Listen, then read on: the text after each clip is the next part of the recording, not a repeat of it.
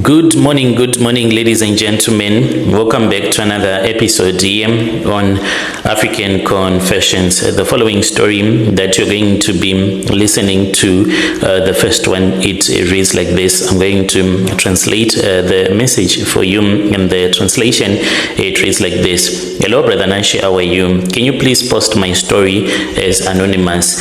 And when you post my story, please tell me so that I can follow through in the comment section. I am a man that is aged 35 years old, and I am staying here in Harare, but I'll say that I'm staying in a location that is called Chitungwiza, but that is not where I am staying.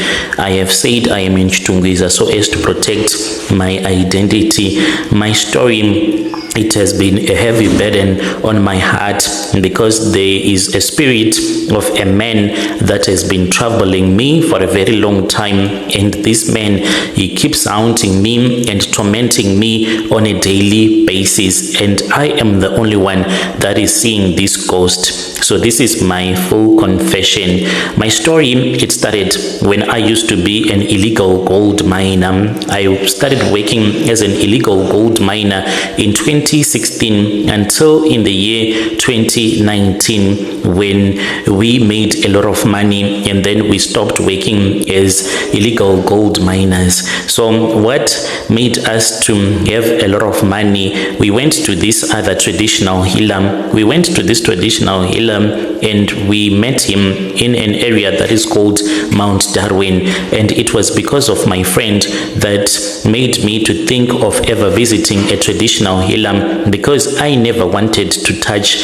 those things that other illegal gold miners were using, like the charms, because as illegal gold miners you believe in lots of witchcraft, and you believe that in order for you to make money, your ancestors are supposed to give you that money. So a lot of illegal gold miners, they end up doing all of these money rituals. What happened, Brother Nashim, was that it was in the year 2018. We have been digging for 6 months, digging underground, and after we had opened a shaft, and we thought that we were going to make a lot of money out of this shaft that we had opened up for 6 months without any rest. Then after 6 months, that was when we found that there was nothing. The belt of gold that we thought we were going to find underground, it did not materialize. We were even unable to buy food for our own selves, and we could not even take care of our wives that we had left back home. So we were working, the three of us. It was me and 2 other guys that I had met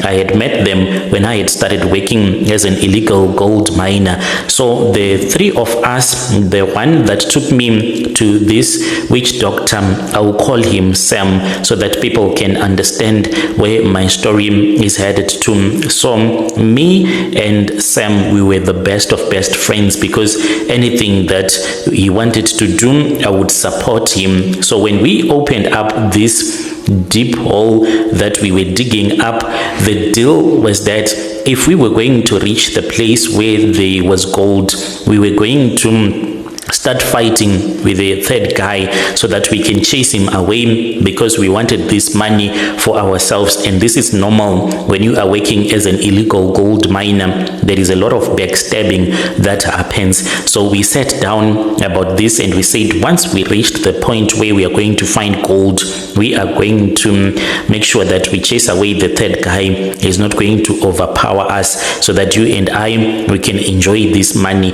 in peace. But my brother, we tried for 6 months and we were unable to achieve our goals. So life became so difficult to an extent that we were even starving. We were unable to buy even food.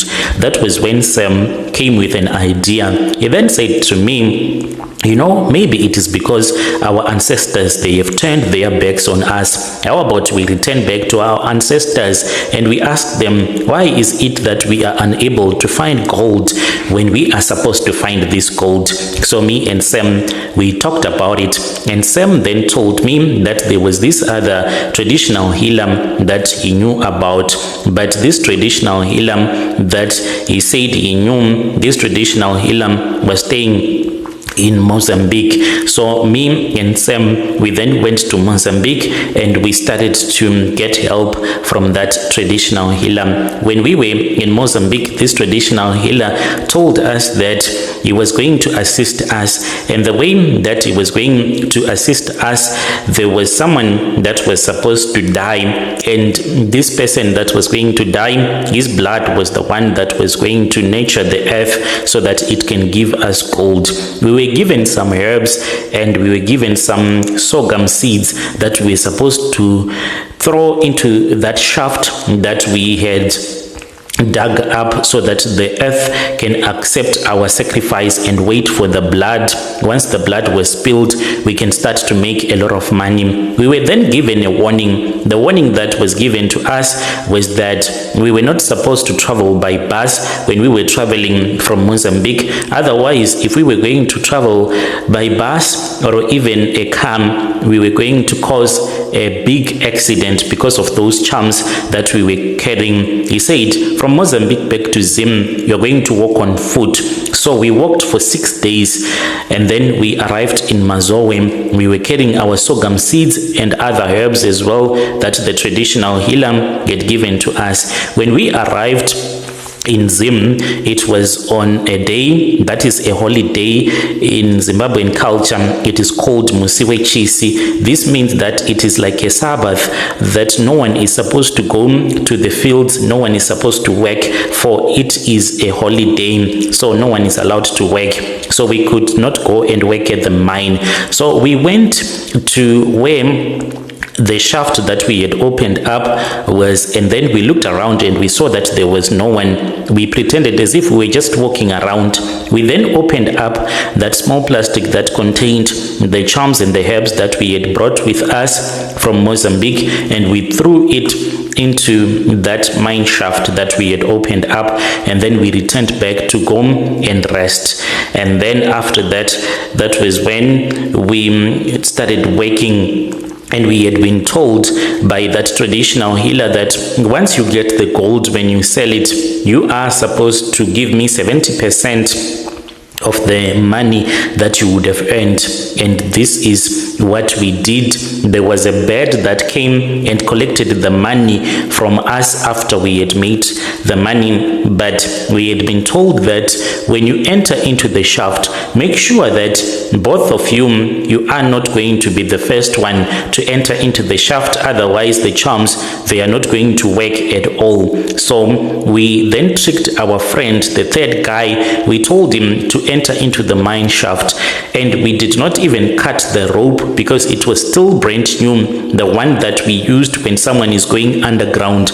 But we don't know what happened.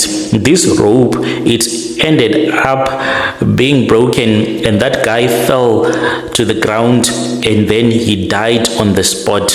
After this guy had died, we pulled him up, and there was a lot of witnesses, because at this mine where we were working, there were a lot of people that were also digging up for the gold illegally. So there were a lot of witnesses that saw him going down into the mine shaft, and he fell to the ground and he broke his back and he died instantly. After this man had been buried, that was when he started making a lot of money. But the challenges and the problems that we were facing is that a lot of people were dying.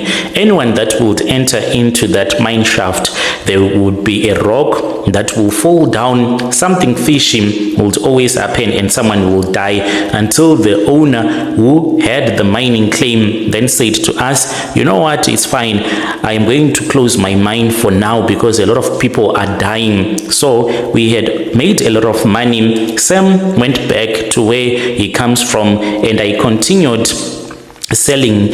I had a small spaza shop there in Mazowe, and I was selling my stuff, and I was also buying and selling gold. So I was making a lot of money.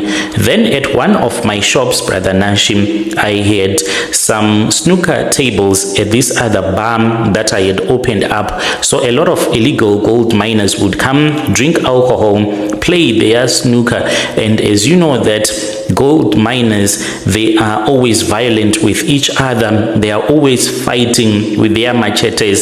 So it then happened that one guy, he was then attacked by a group of illegal gold miners that are known as mashurugwi, those ones that carry around their machetes. If they do not like you, they will start to attack you with their machete knives that they would be carrying. So they started to fight with this other guy.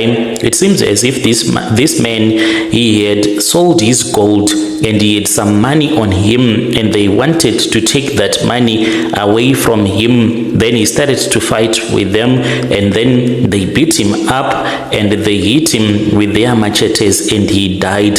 So ever since this man passed away, I have been troubled and I have been tormented by spirits of people that I can't even see. There were a lot of girls that would come and work at my shop, and then these women, when I would have hired them, they would just run away without even informing me. There was one girl that I spoke with, like I asked him and I said, please be honest with me. What made you stop working for me even though I am a good boss and I was paying you a nice salary? That was when she told me that ever since she had started working for me, there was a man that would come and that man will start to sleep with him, and she grew tired of that. She did not want that to happen to her anymore. So that was when I knew that there is something that is happening. I then went to a traditional healer so that I can get some help. When I went to that traditional healer, I think that was when I made the biggest mistake of my life, because this ghost now, it is fighting with me almost each and every day, and I need help. My advice to other people out there is that make sure that in whatever that you do, it does not even matter if you are broke, but just make sure that you will never go to a witch doctor so that you can get these charms, because you will think that the charms that you would have been given by the traditional healer, you are going to get help, you're going to enjoy life. Indeed, you will make money, but you will never know peace in your entire life. So this is my own story. I am looking for anyone that can assist me. If you know anyone that can help me, Brother Nashim, please provide the phone numbers for me. Dear listeners, right there was a message that was sent to me by one of our dear brother. Let us try to speak with our dear brother in the comment section. Strange things indeed, they do happen in this world. Have you ever worked with illegal gold miners? Is it true that those guys, they believe in a lot of witchcraft, or you do not believe that it is true? You can tell us what you think in the comment section. Then there is another message that I received from one of our dear sister. The message, it reads like this. It was in this other year after I had tried to bewitch my neighbor's daughter. My neighbor's daughter had gotten a scholarship in university. She went to university, right? She was supposed to study in China after a Matric. I bewitched him for 40 days. I fasted and I survived only by eating bread with nothing but water, and I would wake up at 1 a.m. and I would throw poop that my cat would have pooped into my neighbor's yard so as to give them bad luck.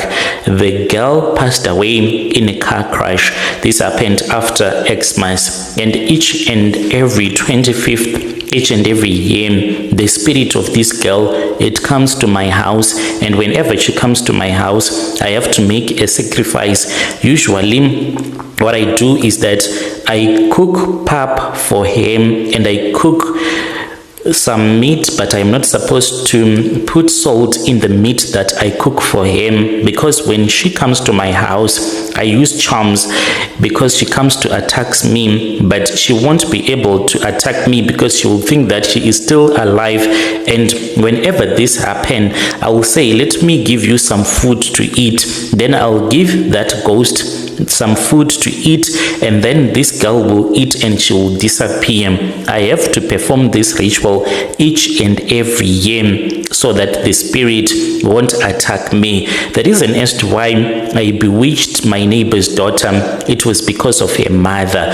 Her mother was very talkative. What had happened was that I started to know him because I was dating my late husband. I used to be the mistress to my late husband, and then I bewitched my husband's wife. At that time, she had started to know about our relationship. So I then got told by my husband that the neighbor, she hated the wife, and if I wanted anything, I'll just visit the neighbor, and then she will give me the money that my husband, who was my boyfriend then, would have given to the neighbor. So we started to be good friends. She would even give us a room to sleep.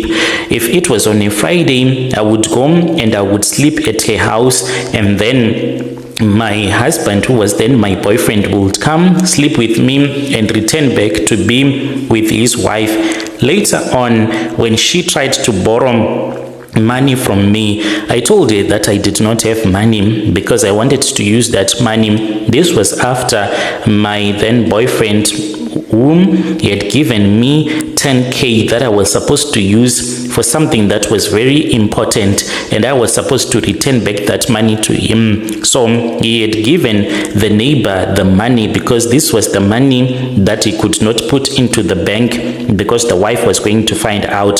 So this was money that he would get from the deals that he used to do at work. So it was always cash. I went and I collected that money. She then tried to borrow money from me, which was 2,000 rands, and I said I want to use the whole 10k. She got angry with me because she thought that maybe I did not want to give her.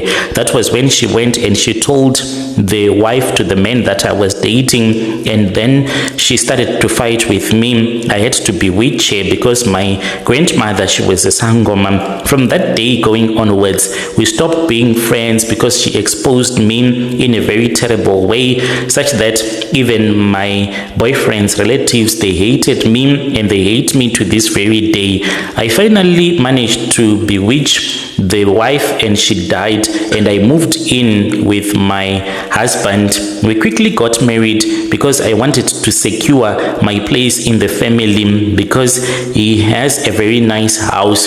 So after we had gotten married in court, then I started to use charms on him so that he will never be able to listen to his relatives or anyone. She then started to gossip around in the location, saying that I was a witch. She knew about my witchcraft, so I hated him from there. I even tried to bewitch her daughter so that she won't be able to pass her matric, even though she felt dizzy when she was writing her matric, but she went and she still wrote the exams and she passed.